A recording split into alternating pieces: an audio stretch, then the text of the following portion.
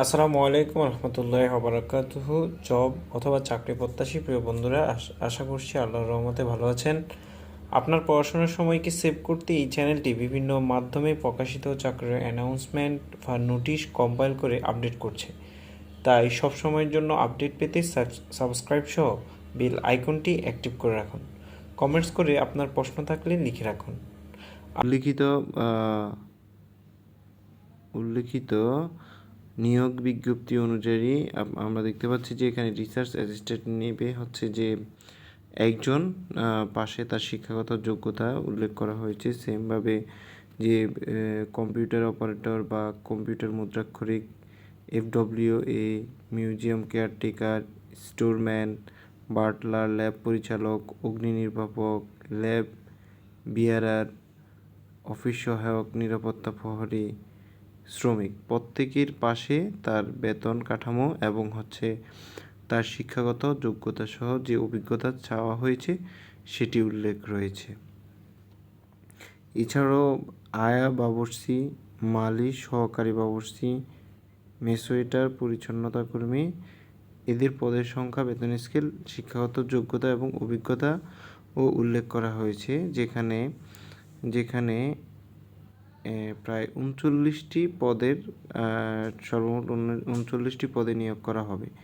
এই আবেদনপত্র পূরণ এবং পরীক্ষায় অংশগ্রহণের ক্ষেত্রে নিম্নলিখিত যে শর্তাবলী অনুসরণ করতে হবে সেটি এখানে উল্লেখ করা হয়েছে। যে 9 অক্টোবর 2024 তারিখে সকল প্রার্থীর বয়স অবশ্যই 30-এর মধ্যে থাকতে হবে। তবে শহীদ মুক্তিযোদ্ধা, বীরাঙ্গনা সন্তান ও শারীরিক প্রতিবন্ধী প্রার্থীর জন্য বয়সসীমা 32 পর্যন্ত হতে পারবে।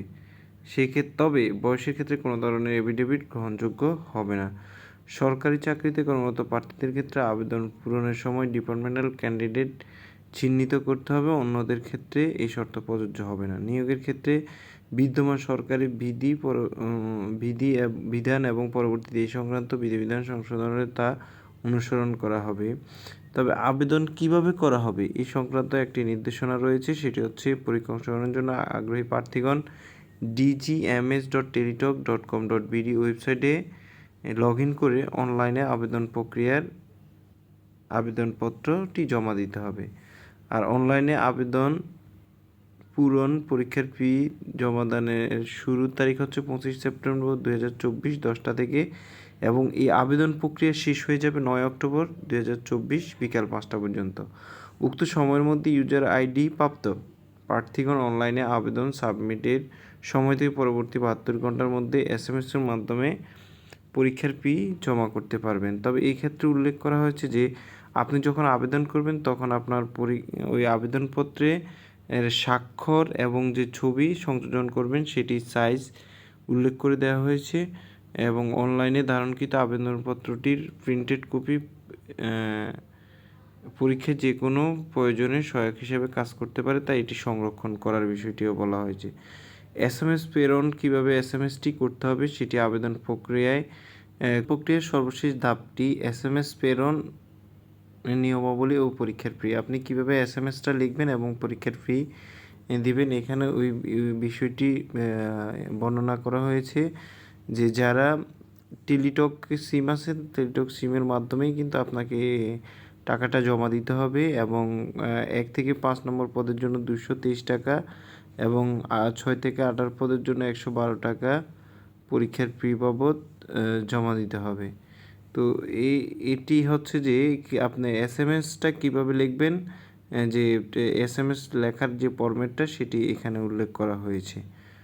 পরবর্তীতে বিষয়টি বিশদ আলোচনা করা হয়েছে। প্রার্থীর যোগ্যতার বিষয়ে যাচাই বাছাইকরণের যে একটি এখানে প্যারা রয়েছে, সেখানে বলা আছে যে প্রার্থী কর্তৃক প্রদত্ত কোনো তথ্য বা দাখিলকৃত কাগজপত্র জাল, মিথ্যা, ভুয়া প্রমাণিত হলে কিংবা সকল পরীক্ষায় নকল অথবা অসৎ উপায় অবলম্বন করলে সংশ্লিষ্ট প্রার্থিতা বাতিল করতে হবে।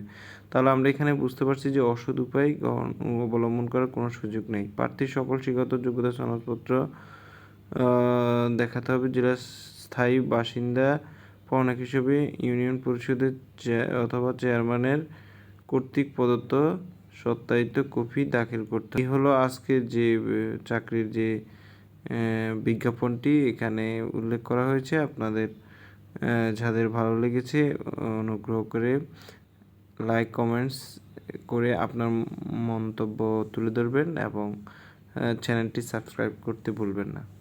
অধিকতর অবগতির জন্য আপনার বন্ধু বান্ধব যারা আছে চাকরি প্রত্যাশী তাদেরকে শেয়ার করতে পারেন। ধন্যবাদ সবাইকে।